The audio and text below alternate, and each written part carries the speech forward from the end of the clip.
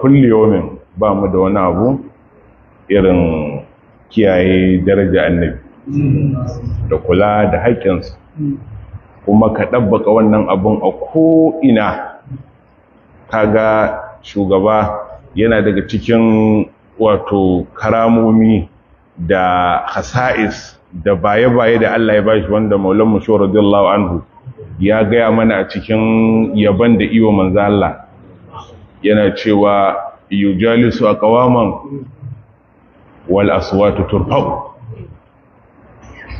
Shugaba yana zama tare da mutane kuma ga baki daya zaka ji babu wata ansa kowa a gaban annabi, sai kawai sai nutsuwa.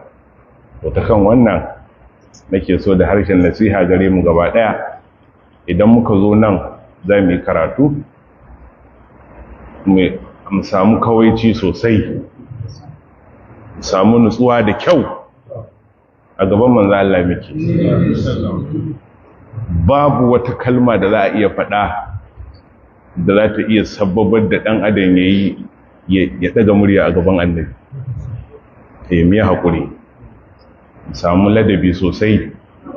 Shehuna radiyallahu anhu ya nuna mana, ya ce da ni wannan majalisi ne na adab.